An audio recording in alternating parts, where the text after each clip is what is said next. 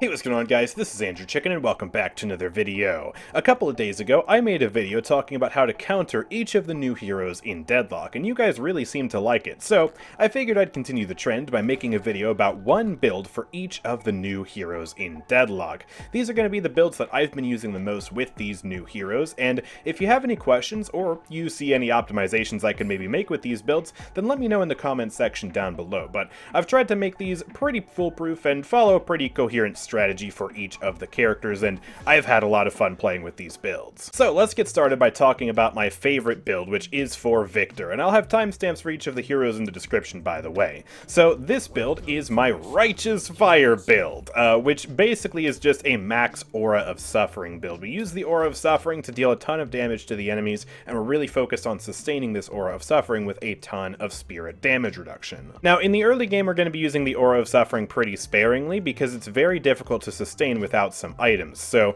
we're getting some items to help us sustain this with Healing Booster, Extra Spirit, and Extra Charge for our Jumpstart to improve the spirit scaling and the healing we get from that. Spirit Lifesteal as well is a huge boon to our Aura of Suffering, and we also get some spirit damage reduction from a couple of different sources that also help us with other things too. So we have the Restorative Locket, which gives us 6% spirit resist. It gives us a healing ability, which is super helpful in the early to mid game here, and it also gives us 2 additional stamina points whenever we activate the Restorative Locket, and this helps us to chase down targets that otherwise are a little bit slippery. You know, we can burn all our stamina trying to chase someone and they might still be able to outrun us. This helps us keep up with them. We also get Cold Front, which gives us another 6% spirit resist, and it adds a heaping wallop of extra damage in the form of this Cold Front blast that also slows enemies down by 60% for 4 seconds, which makes it so much easier to keep them inside of the Aura of Suffering. So these two together will give us 12% spirit resist. They're only a little more expensive than Enchanter's Emblem. I've seen some people run this, and to be honest, I get why people run this item because it does give 15% spirit resist for 1600 souls, but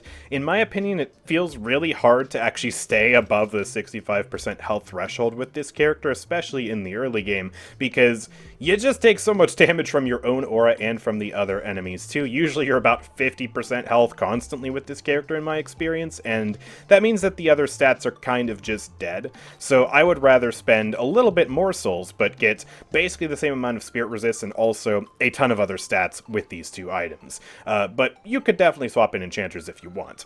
We also have Mystic Vulnerability, which gives another 8% spirit resist, and it makes the enemies take more spirit damage, and then this upgrades into Escalating Exposure, which is one of the best items for this build because it gives us 20% spirit resist, and it gives us a stacking spirit amp that's just incredible on any damage over time character, including Victor. And the reason, again, we're stacking so much spirit resist in the first place is because spirit resist basically translates into damage for us. The longer we are able to sustain the Aura of Suffering, the more damage we are going to do, and to do that, we need spirit damage reduction so that we mitigate the self-damage that we take from this aura. So to wrap up the build core, we do have Rapid Recharge, which gives us more charges of the Jumpstart. This translates into more healing and also more debuff cleanse, which is very important because we need to cleanse the heal bane and the anti-heal and the other stuff that the enemies put on us. So Rapid Recharge is just super helpful for this.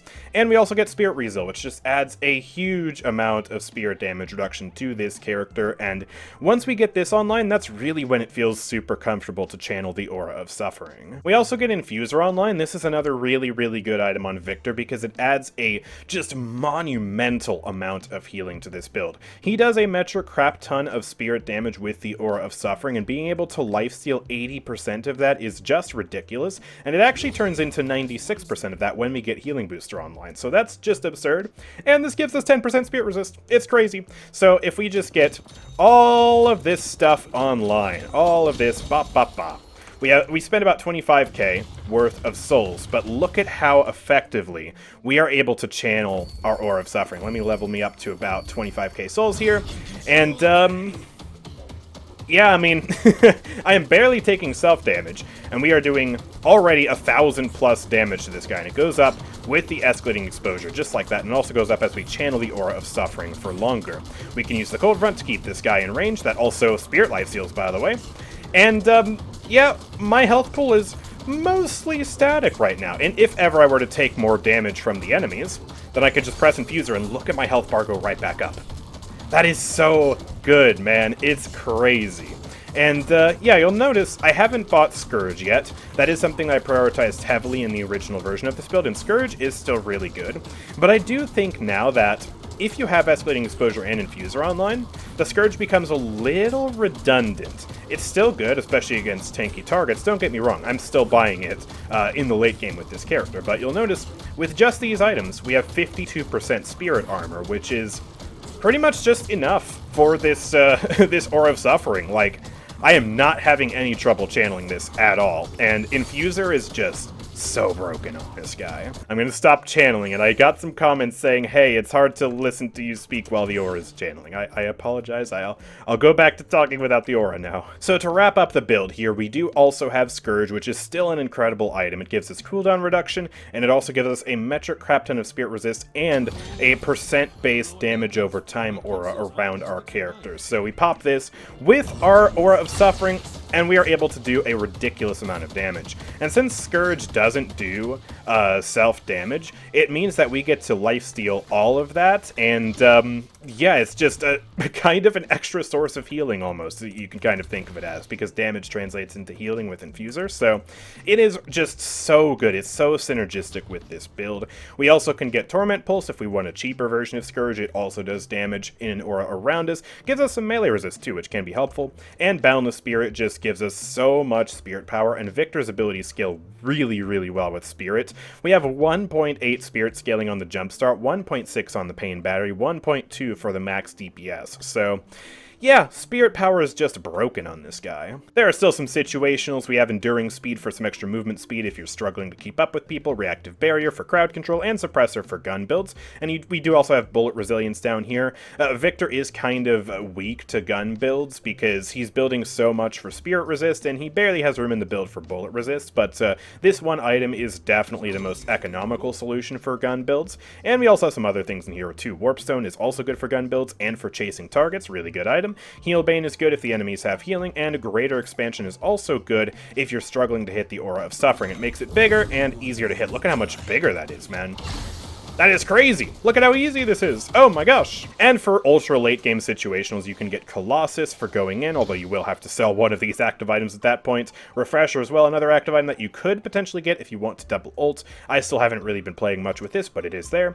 Juggernaut is a great upgrade if you already have Enduring Speed and you want to slow enemy fire rate, and also inoculate yourself versus melee builds. And Spellbreaker. It's so overkill. It really is, but it's funny. Look at, I have 67% Spirit Armor, and then we pop Scourge, and I have 80% Spirit Armor, and then I get to low HP, and I have 88% damage reduction.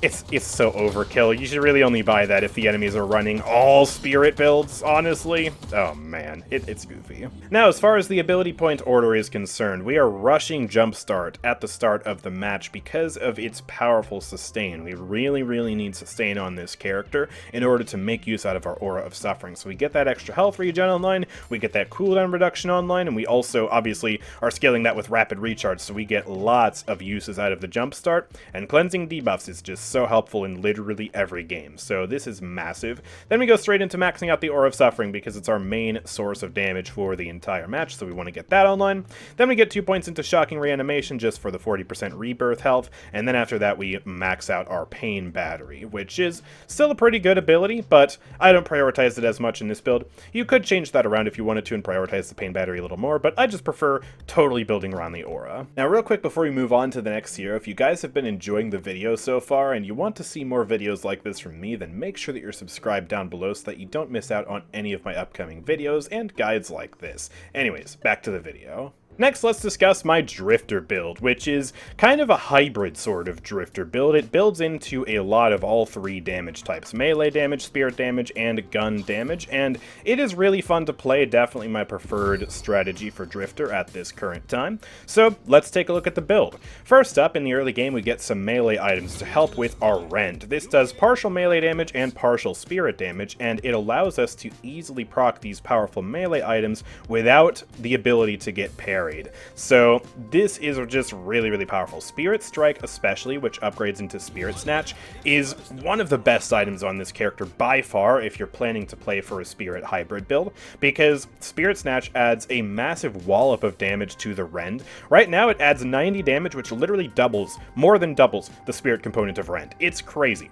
And it also steals Spirit Resist from the enemies and Spirit Power, which just makes us stronger and makes the enemies weaker simultaneously. So this is an amazing item on Drifter. Life Strike as well, I find to be pretty nice.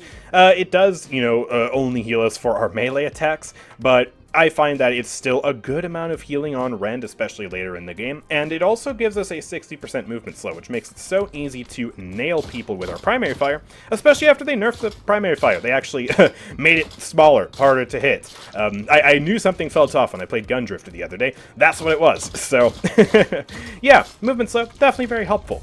We also get Backstabber, which is just, I think, a mandatory item on this character because it's guaranteed to proc. You can throw this at somebody, teleport behind him, and your next attack instantly procs the Backstabber. It's so good on this character. It adds a lot of spirit damage, it adds a lot of gun damage by lowering their resistances, it makes us faster, it reveals them through walls. It's so good, and it makes us quieter, so it's easier to sneak up on people. I also like to get Cold Front as well when we get up close to a target. It allows us to, have an easier time hitting them, and also, it's kind of a twofold thing. You could use it after teleporting to a target, just like this, because teleporting puts you in range for the Cold Front. Or alternatively, if you are already up close and personal with the target, you can Cold Front them. That'll make it easier to stick them with the Stalker's Mark, and then as they run away, you'll be able to teleport back over to them just like that. So, very useful tool on Drifter. And we also rounded out with a Quicksilver Reload imbued on the Rend, which adds 60 burst damage to the Rend, and it also automatically reloads our gun, so we can kind of slash at them, get in range, and then we can slash, reload our gun, and take advantage of that massive fire rate bonus from Quicksilver Reload, as well as the lifesteal later on from Rend, and also the 25% fire rate boost stacking with Quicksilver Reload from teleporting to them with our Stalker's Mark. So it has another really nice synergy, and later in the build it upgrades into Mercurial Magnum, which scales off of his gun, his base bullet damage, and since we have a lot of spirit power in this build, it's quite easy to scale up Mercurial Magnum to a pretty high level. We also get a quick Hunter's Aura because Drifter likes to go after isolated targets, and Hunter's Aura triples its bonuses around isolated targets, so we can lower their fire rate by 36% and their bullet resist by 24%, and this also gives us even more gun weapon investment, bringing our total up to 29% weapon investment. So this allows us to just absolutely shred anybody we're close to. It combines with the lowered bullet resist from Backstabber, and we are able to just do a ton of damage.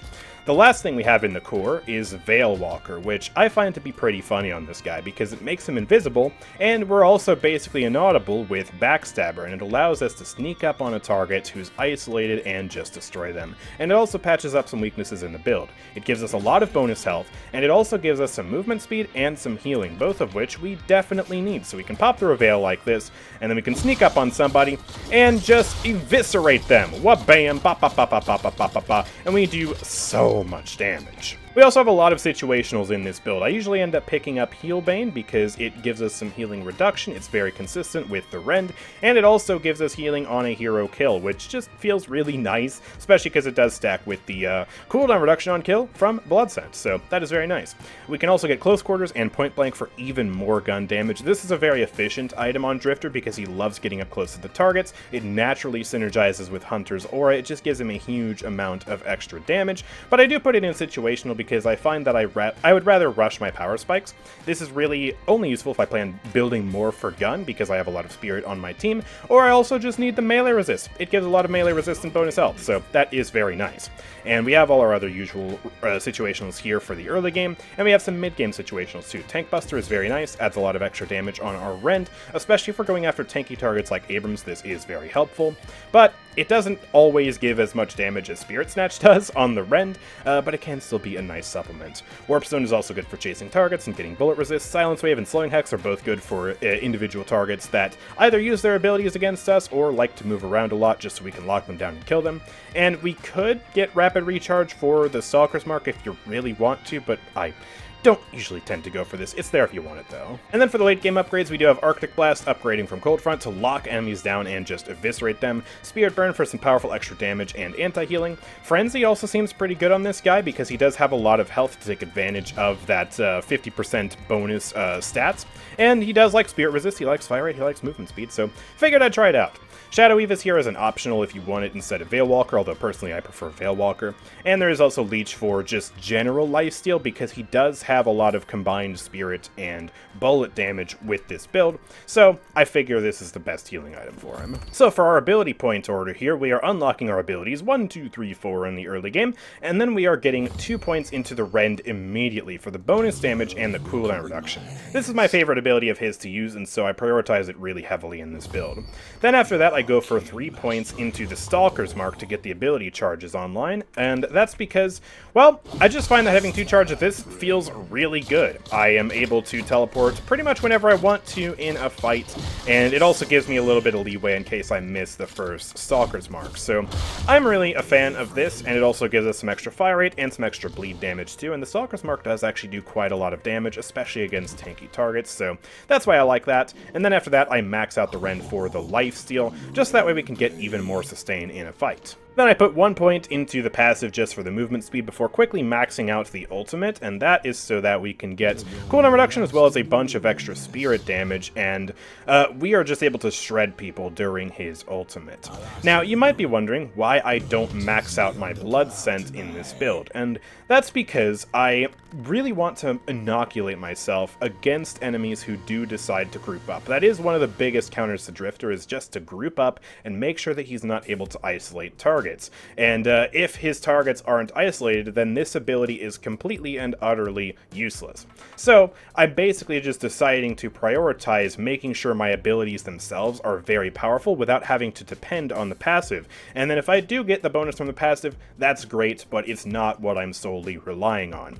And even if the passive is just at level 1 here, it's not upgraded at all, we do still get 15% amplified damage, which is great, and we don't need to put any upgrades into this in order to get that permanent stacking weapon damage. So there isn't really a reason to upgrade it if that's all I'm looking for, and that is indeed all I'm looking for the blood scent. I honestly don't care much about the tier 2. The tier 1 is nice, but it's not a super big priority, and of course 11% amplified damage is fantastic, but again, it's just, I don't want to put all my eggs into the basket of my target being isolated, just for them to not end up being isolated. Next up, let's take a look at a very similar character in terms of having hybrid melee spirit abilities, and that is Billy, who is one of my personal favorites of the new heroes this update, and this is the build I've got for him. It's a very melee spirit focused build where we do a lot of melee damage, but also a ton of spirit damage with our bash down and especially our rising ram. So it has a pretty typical start as far as melee builds are concerned. We have melee lifesteal spirit strike, we do get extra charge as well for our bash down because this is a charged ability, and then we get melee charge so we can actually heavy melee people somewhat consistently. However, we don't have to exclusively just go around meleeing people. It really is optional. If you're just not feeling the melee in any particular match, you can still run this build and go for a lot of the spirit options down here. And you can still get value out of these melee items too from the bash down, which can't be parried unless the enemies have counterspell, and even then you're not going to get stunned from it. So yeah, still just really good to get these items in general. Next up, we get Mystic Burst, which is going to proc on both of our abilities here by the time we get it in the build, and we also get Enduring Speed, which helps us chase down targets more effectively. We also get Cold Front, which is a very nice item on Billy because it allows us to keep the enemies in close quarters as we beat them to death. So yeah, really like this item. And then we get our Life Strike and our Spirit Snatch. And just like on Drifter, Spirit Snatch is incredible on Billy because this item adds a ton of extra spirit damage to the bash down. It steals spirit resist, it steals spirit power, and it also boosts our melee damage. So this just makes bash down so powerful. If I just level this up to max level, which is about when we get it anyways in this build, is around the time we get Spirit Snatch, level myself up a little bit to about 12k. Yeah, look at that damage. not bad for early in the game. That is a lot of damage, and we can do it multiple times because obviously bash down is a charged ability, and we can use the blasted combo where we basically just bash down, blasted, and then we bash down again, and that is going to be a lot of damage for us. Now, I moved Crushing Fists to its own separate category in this build. It's an optional category, and that's because it is a very helpful item on Billy, no doubt, but it is also very expensive, and so some matches you might want to prioritize some of the other build upgrades instead. If you feel like you're not able to do your regular heavy melees as consistently in the match for whatever reason, then you can absolutely skip Crushing Fists, because Crushing Fists doesn't actually add that much damage to the bash down. Our bash down does 60% heavy melee damage, which means that it treats these as heavy melee attacks for the purposes of their cooldowns, and it does also proc Crushing Fists and give us 2 charges of our debuff on the enemies, but the bonus damage is a little bit weird. It only does 148 damage even with melee charges, you can see right here.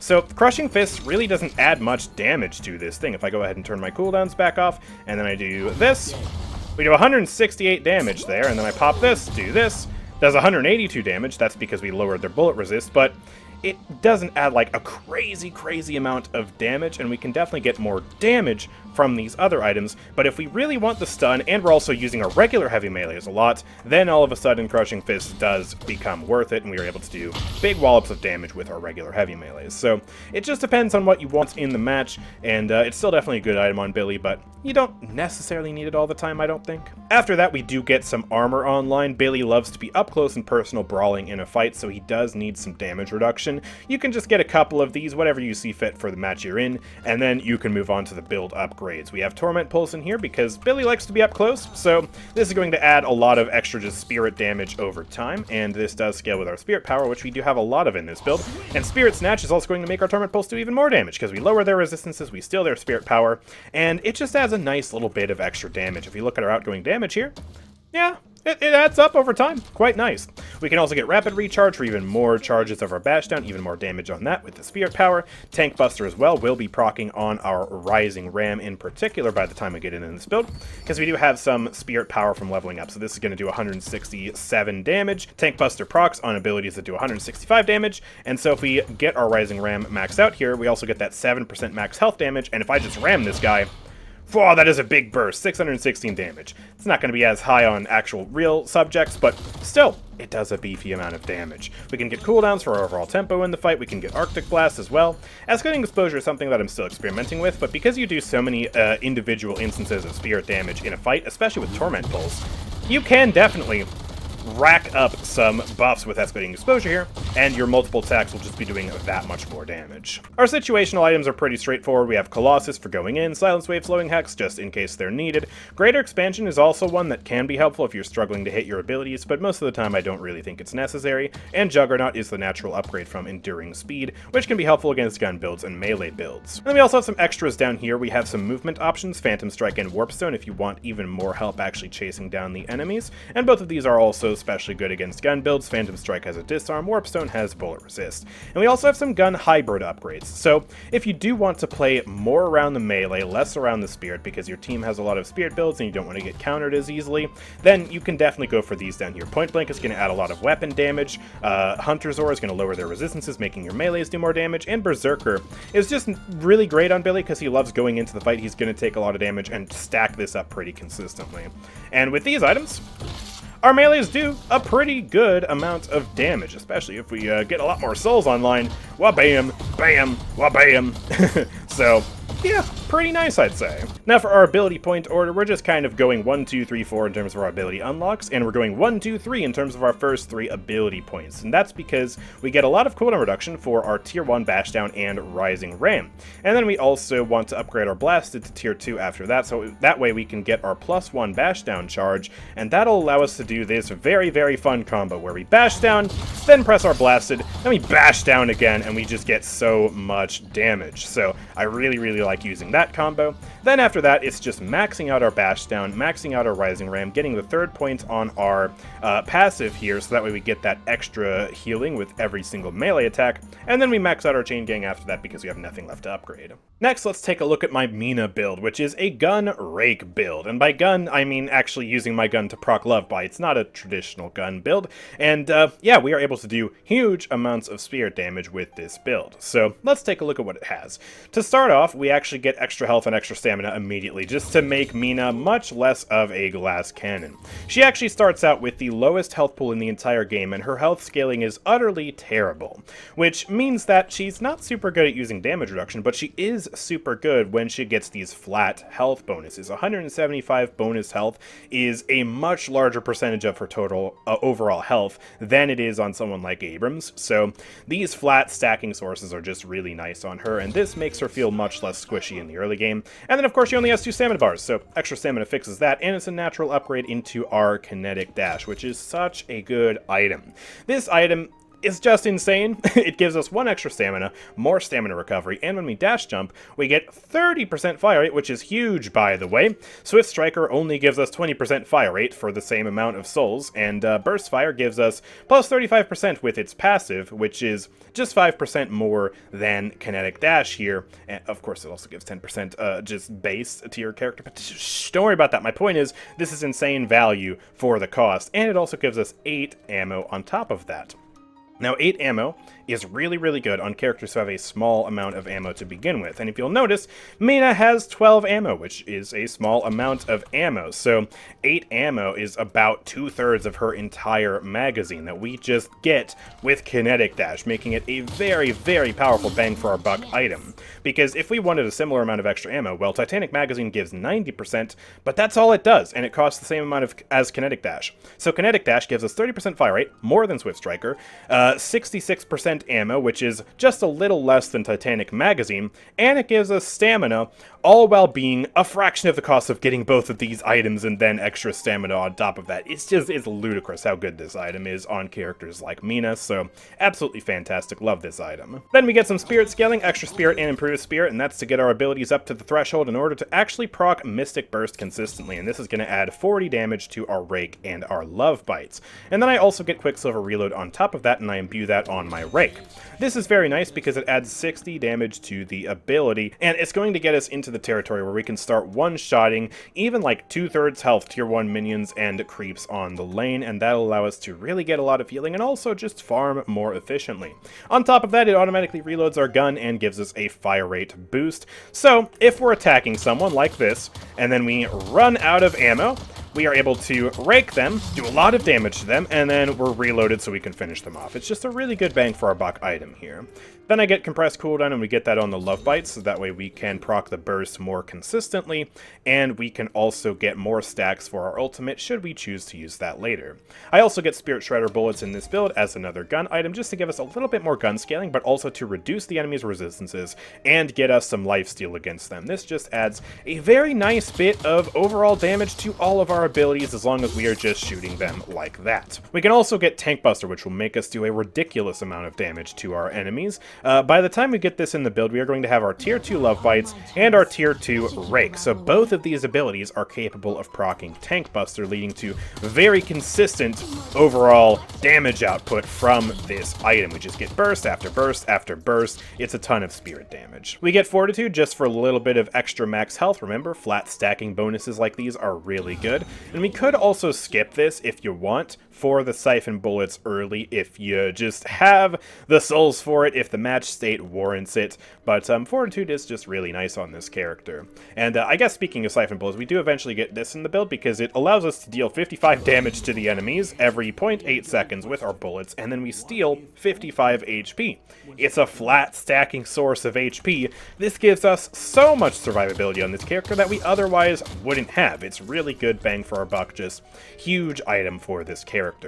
Toxic Bullets as well feels really nice on this character, just adds even more spirit damage over time to our gun. It's another build-up thing that we can do, and yeah, it feels really solid. And we also get Spirit cooldowns, so that way all of our abilities are more consistent, and we get even more consistent procs of our Love Bites. Spirit Burn procs on our Explosion, and by this point, We're doing ridiculous amounts of damage with our Love Bites, and also our Rake. Both of these can proc Spirit Burn and Tank Buster, and it's just so much damage.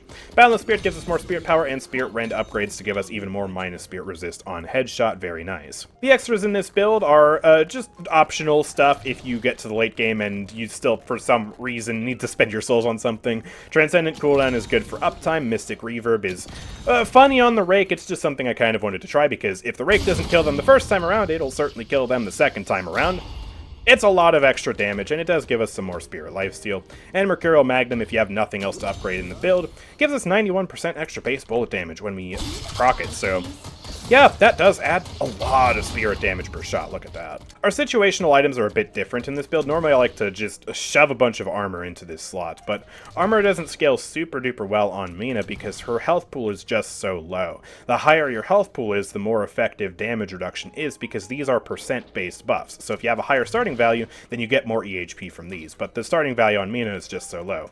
So instead we go for survival options that are more focused on dodging or blocking damage outright. Counterspell is good at blocking entire burst attacks if we are able to time it well, especially as kind of an interim thing that we can use in between uses of our Sanguine Retreat. Debuff Remover obviously makes a lot of sense. Warpstone as well for the extra movement to dodge big attacks. Silence Wave to stop enemies from using their abilities in the first place, and also, if we want a luxury item, Ethereal Shift just lets us dodge all attacks for 4 seconds. Now for her ability point order, I have changed this a little bit since they reworked the tier 3 of her Love Bites, so let's have a look. We do unlock Love Bites first before going Rake, Sanguine Retreat, and then her ultimate, and we put 2 points into the Rake immediately, and this is so that we can get that plus 60 damage and plus 20 health per heal. This makes it super efficient to farm and also to heal up on lane and as we're wandering around taking jungle camps if necessary. It's just a really, really nice upgrade for her. And then immediately after that we put 2 points into the Love Bites, but where we differ from the last build is after that we max out our Sanguine Retreat. This has been buffed pretty substantially, especially the tier 3 gives us minus 12 seconds of cooldown now, and that tier 2 gives us a 30% fire rate boost and 8 bullets, kind of similar to Kinetic Dash. It's basically just a free extra Kinetic Dash, so that is just really, really good, and it helps so much for overall tempo in a fight. Gives us that ammo and that fire rate, and also the cooldown reduction means that we can use this way more frequently, especially once we get our cooldown items online, allowing us to dodge more attacks, chase more enemies, just do everything more, so it's really, really nice. Then after that, we max out our ultimate finally. I really just am not a super huge fan of how her ultimate handles. It doesn't feel super good to me, and also the damage is just terrible until we actually get our build online and we get more stacks on our Nox Nostra later in the game. So that's why we're upgrading it super, super late. And then finally, if you somehow turn in like 3 urns or whatever the requirement is, you can max out your Love Bites if you want to. The reason I'm not going for this is not because removing stamina is bad, but just because it doesn't really help us do more damage, and that's really what I want.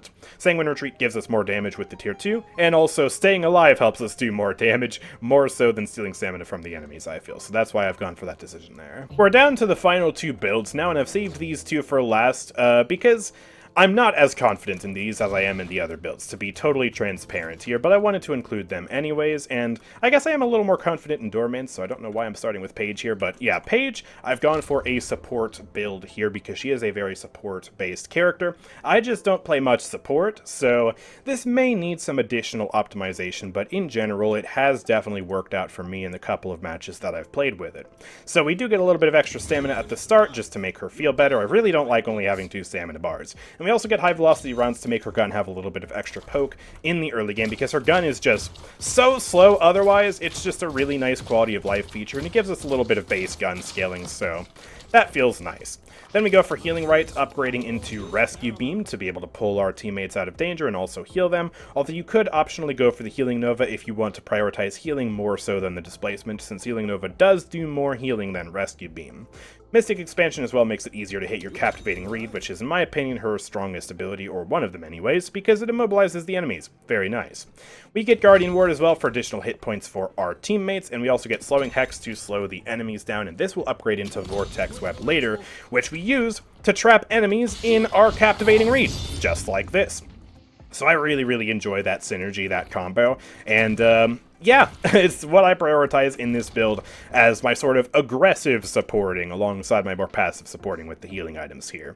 And to enable our entire kit to just work better, we get superior cooldown, and then we also get Alk Fire, which we can throw into our captivating reed, just like this. We do this, boom, throw the Alk Fire down, throw this down, and we are able to shred the enemies. And if I have a gun character on my team, then they really like that Alk Fire because it lowers the enemy resistances. So I can give someone a barrier, and then I can throw the Alk Fire down, and watch as my Haze or my Wraith or whoever just shreds this one person in particular. It's very nice. Later into the game, we get Transcendent Cooldown. Paige pretty much always has 4 active items, so this gets just huge value. We can upgrade into Divine Barrier for even more healing and also removing debuffs from the target. We can get Echo Shard if we want, although we'd have to replace something. What I usually do is I get Echo Shard in place of Guardian Ward, and I just don't upgrade to Divine Barrier if I plan on using the Echo Shard. And what we do is we imbue the Echo Shard onto our Captivating Reed here. So we can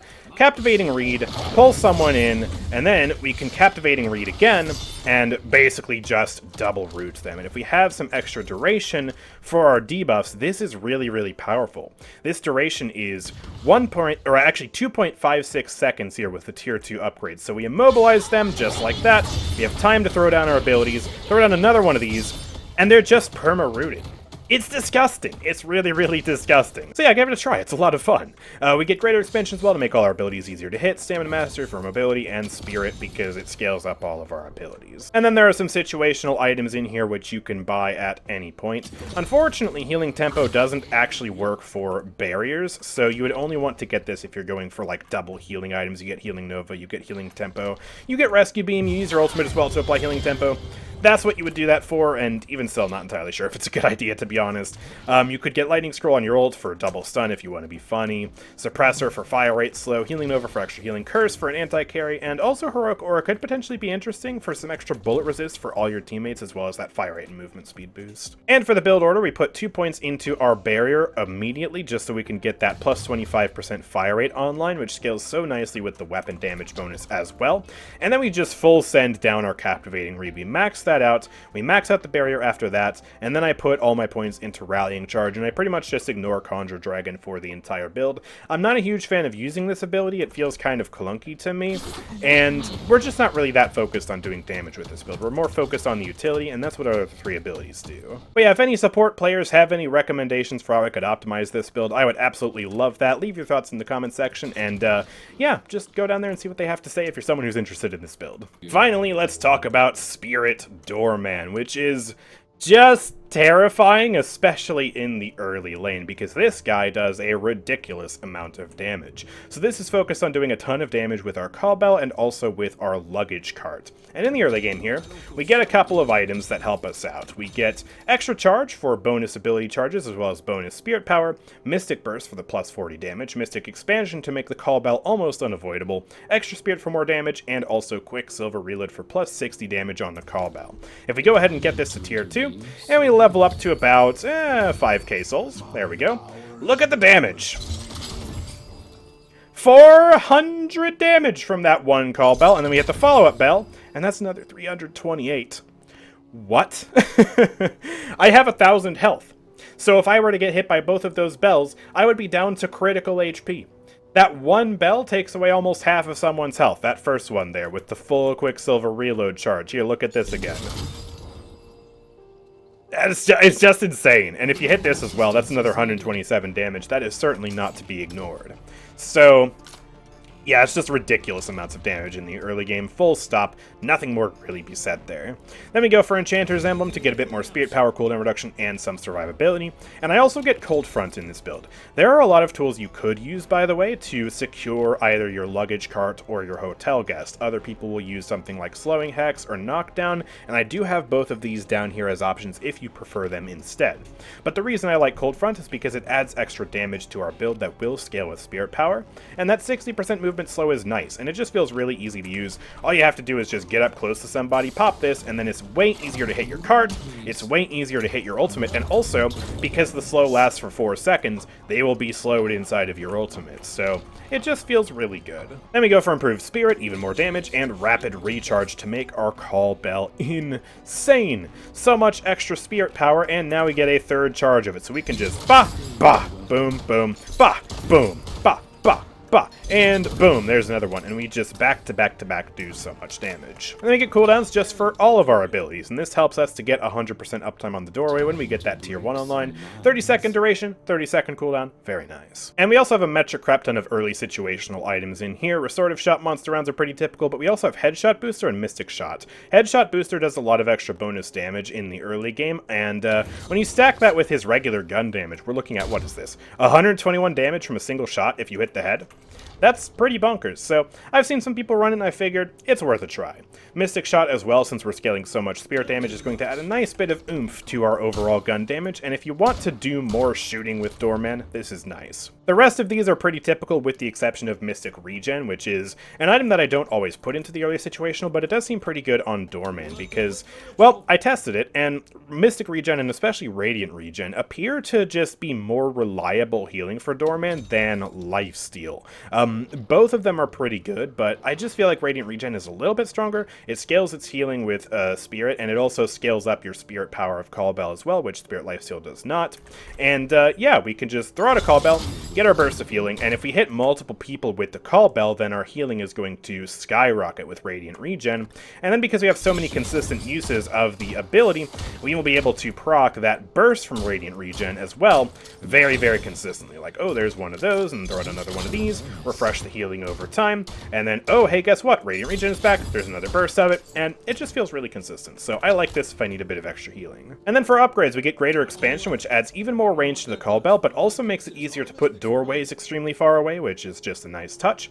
Tank Buster as well for even more damage, and Mystic Reverb on the Call Bell is insane. This combo is going to skyrocket our damage. Let's go ahead and level up to an appropriate level here, and yeah, just throw that in. That's 655 damage from that. Throw this on him. That's 609 damage, by the way. Oh my gosh. And the one tricky thing is Mystic Reverb will actually proc on the initial hit and will do less damage. So if you want a big Mystic Reverb proc, then I would suggest throwing it up here and having the Mystic Reverb proc off of the explosion when you shoot the actual Call Bell. But regardless, it's still going to add a lot of extra damage, and also that movement slow is really, really nice. Boundless Spirit Transcendent cooldown for just obvious reasons, and then if we still need more items, there's Arctic Blast as an upgrade, Mercurial Magnet if you got nothing left to spend your souls on, and Spirit Burn as well for anti-healing and even more damage. And by this point in the build, I mean, if you have 50,000 souls, you probably should have won the game already, but, yeah, just look at that damage. One Call Bell, by the way, and then there's another one, and then there's another one, and here's a luggage cart, which also does a medium amount of damage, and the Arctic Blast for good measure, and that's 4k damage done and dusted. So it's just a really powerful damage build for Doorman, nothing really else to see here. And yeah, like I said, there's some extra crowd control, and there's also Echo Shard if you want to be funny. It's not always reliable to double luggage cart somebody, because sometimes they'll just dodge your first luggage cart, and it's awkward, but if you're able to hit luggage carts consistently, then Echo Shard is a dirty item. We imbue it on the luggage cart, and this has a 1.2 second stun duration, so we can do this, and then we can Echo Shard it, and then we can just stun him again. And all of a sudden, it turns into a 2.4 second stun duration, and the cart does massive spirit damage. So just those two abilities in a Cold Front alone, we already did 1800 damage to that guy. That's enough to almost kill me. So yeah, it's very funny. Not always feasible, but if you do get a match where it's good, oh my goodness, it is good. And for the ability point order, we obviously unlock the Call Bell first, then I go for the luggage cart, then the portal, and finally the ultimate. And we immediately put 2 points into the Call Bell, but then we stop for the rest of the match. We don't upgrade to that tier 3. And that's because the half radius explosions don't actually give us any extra damage. So if I go ahead and hit this guy, I had to sell my Tank Buster and Spirit Burn. This does 213 damage on impact, and as you can see, it does, well, 273 because I added the Quicksilver Reload and I forgot to sell that. But yeah, there was no second instance of damage there. The only half radius explosion there is for the minus weapon accuracy and movement speed. So yeah, it's not really worth it to go for the tier 3 on this if damage is all we care about, which indeed it is. So, after that, we go for 3 points into our luggage cart immediately to get that stun online, as well as the extra damage. That 130 damage that also scales with Spirit is insane. This literally just doubles the damage of our cart and stuns them. It's so broken. Then after that, we pivot into maxing out our portal, and then finally maxing out our ultimate. So, yeah. Oh my goodness, the damage you can do with this build is just utterly disgusting, and it is a lot of fun. And yeah, that's going to do it for this video. That honestly took me way longer than I thought it would. If you guys have enjoyed, then of course make sure to drop a like on the video and subscribe for more content like this from me, and let me know what your favorite build is in the comments section down below, as well as any other tips you might have for the builds, or just any feedback in general. It's always very appreciated. I do try to read my comments as often as I can. But yeah, with all that being said, thank you guys for watching. I will see you all next time. Peace out.